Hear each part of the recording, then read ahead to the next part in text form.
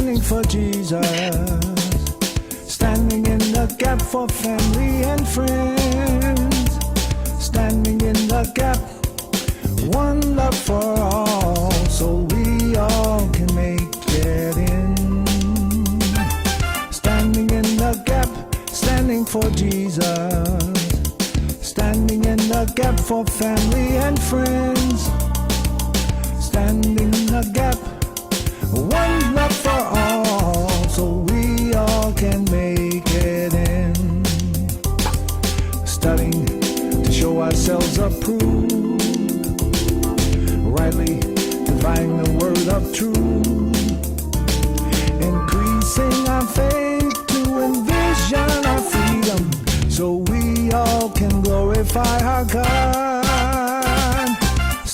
Jesus gave us the Great Commission. You all understand that. He says, spread the gospel to the ends of the earth, the highways and the byways and all that kind of thing. And he said that 2,000 years ago, and he doesn't want you to act like you're 2,000 years ago. He wants you to do it today, in today's world. So in order to do that, you have to understand the current events and the things that are going on in this world, so you'll know where to spread that gospel. And Marvel has this as one of her duties in this ministry. Gap News. She brings you up to the current events, lets you know what's going on, and always has something interesting for you. As always, there's so much interesting going on out there. Marvel, let them know what you have. Well, y'all remember last week, Sister Elaine said, what happened to that economic blackout on February 28th? What was the result of that? So I said I would look it up. And so the name of our Gap News today is, Did It Work?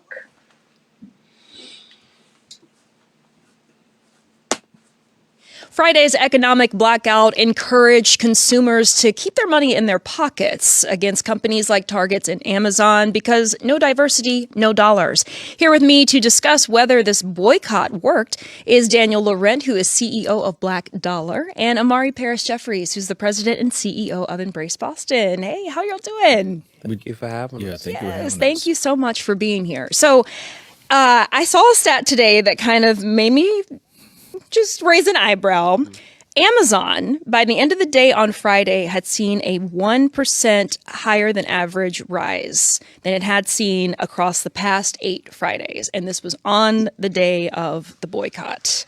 What do we think about that? You don't say. So it was advertised as a nationwide economic blackout to punish some of America's biggest corporations who dumped their DEI initiatives. Now we're seeing the first data from the so-called February 28th blackout, and the results show the protest impact was marginal at best. In fact, some retailers even saw a slight bump in their sales. Joining me now, I have Mitch Rochelle, financial analyst and principal of Madison Ventures Plus. Mitch, always love starting my mornings with you. As I just mentioned, data starting to come in. What's your main takeaway? I mean, they obviously made a statement, but did they make an impact? No, I don't think. I think marginal is probably an overstatement. I think it was negligible. And the fact of the matter is, it really wasn't well publicized. And I just don't think that Americans writ large really care that much about this. Hurting companies because of their policies. I think the pendulum has actually swung pretty hard in the opposite directions, that people want to go to a store because they like the store, they like the products, and they really don't care as much about their opinions on social justice issues. Yeah. Target's DEI drama just got messier, and now investors want their money back. Who knew that DEI might have a negative impact on shareholders' equity? Who knew that those DEI policies might actually have a drain on earnings? I mean, yeah, just about everybody. Let's get into it. Here we go. So before we jump into the lawsuit, let's watch this quick video. We've got activists now saying, boycott Target, boycott Target. They're rolling back DEI. Target cannot win. Target is getting absolutely shellacked because of their whole DEI thing. That whole little, here's how you put your little member in the tiny little child's bathing suit and tuck it away. Yeah. got in trouble for that, right? Just like, what are you doing? Let's watch this video. Target continues to take some heat following their decision to roll back on diversity, equity, and inclusion initiatives. The decision has some asking people to boycott the Minneapolis-based retailer. Our Jason Rantala joins us now live from Target headquarters with more. Jason. So ridiculous. Shayla, well, this event started just about an hour ago. It's hosted by Black Lives Matter Minnesota. Financial and reputational costs of such rollbacks are proving to be more than damaging. While Target has not explicitly confirmed layoffs as a part of its DEI rollback, internal restructuring suggests shifts in responsibilities and potential downsizing of teams dedicated to diversity initiatives. Employees and external partners have voiced concerns that the reorganization deprioritizes efforts to create an inclusive workplace and support underrepresented business partners. Notably, Black-owned businesses that previously benefited from Target's supplier diversity program now face uncertainty about their future partnerships with the retail giant. The consumer response has been swift and vocal. Civil rights groups and community leaders have criticized Target and other corporations for stepping back from its DEI commitments. In response, consumers have boycotted, taking their business elsewhere until the company reinstates its diversity programs. As a result, the company's stock took a notable 12% hit following the announcement, reflecting concerns about potential long-term damage to the brand loyalty and consumer trust.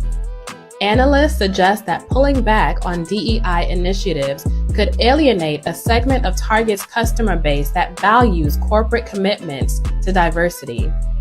Now, if that wasn't bad enough, adding to the company's troubles is a class action lawsuit filed by a group of investors who allege that Target misled shareholders about the financial risks associated with its DEI policies.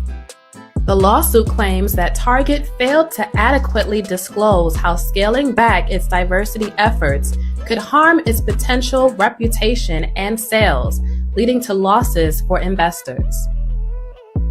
Target's retreat from DEI hopefully serves as a cautionary tale for other corporations weighing similar moves. While businesses must balance competing pressures from different stakeholder groups, the long-term risks of scaling back diversity initiatives, including financial losses, reputational harm, and employee dissatisfaction, probably outweigh any short-term political appeasement. This also shows how powerful we are when we act with our dollars.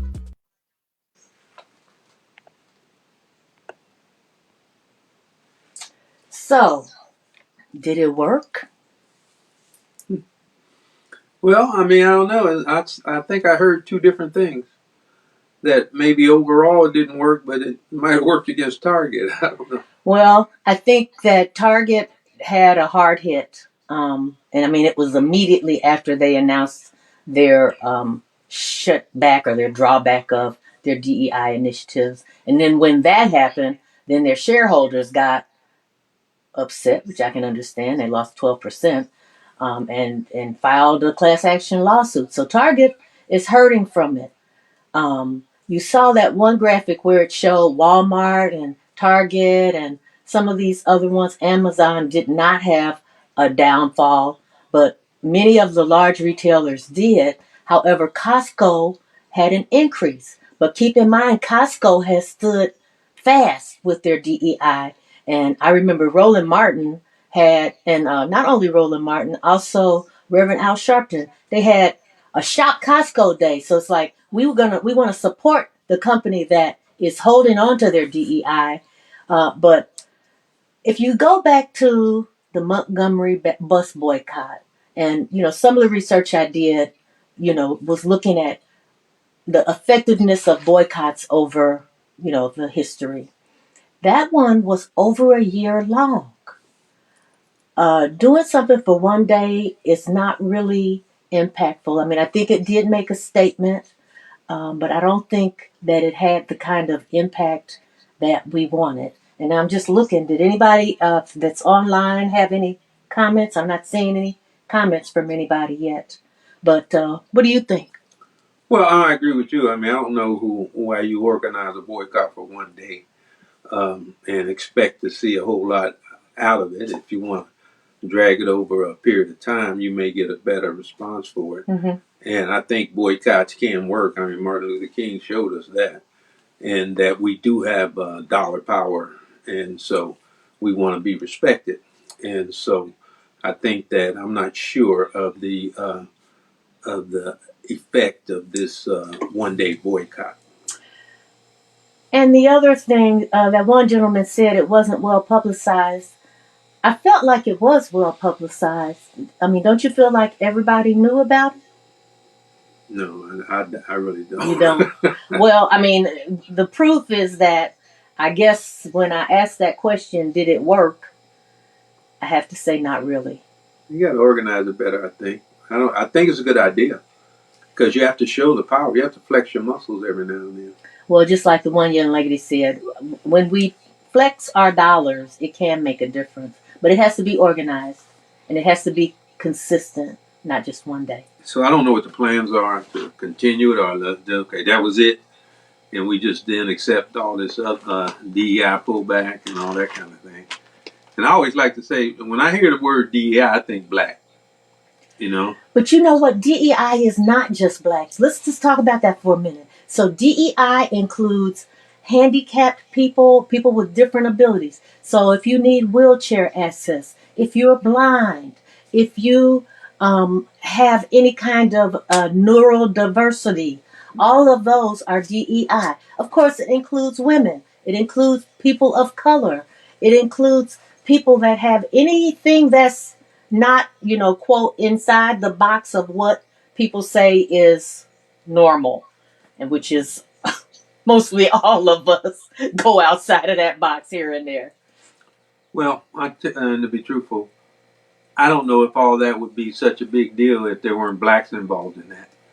I think one of the main reasons that you see all these people lining up against DEI, a lot of it is because blacks.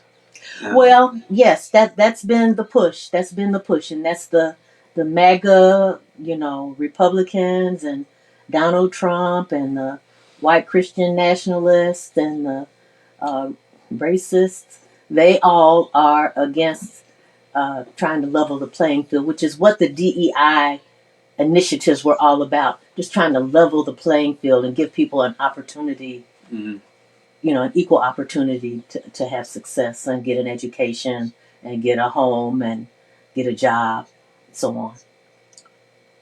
All righty. All right, so here we are in March the 15th, the Ides of March. If you don't know what the Ides of March is, that's when Caesar was taken down, when the emperor, when the king was taken down, because he was thinking he was God and had all this power and everybody was going to do what he said. No, I'm not talking about Trump. I'm talking about Caesar. Okay. but it did not go well for him either. But it lets us know that people who get to that point and thinking they're all this and all that and can do whatever they want, there's a retribution in store for them a lot. And that takes me back to that the scripture about Nebuchadnezzar, who thought he was the king of kings and God of God, and he ended up going mad, crawling on the ground, long hair and long fingernails and all that. And then after that, he praised the God of the universe. So things can happen. The story's not over yet. It's not told. But Black History Month. Well, we talked about Black History Month and how they want to take it away from us. But, you get a month to talk about and all that. But we're extending it. We're talking about Black History.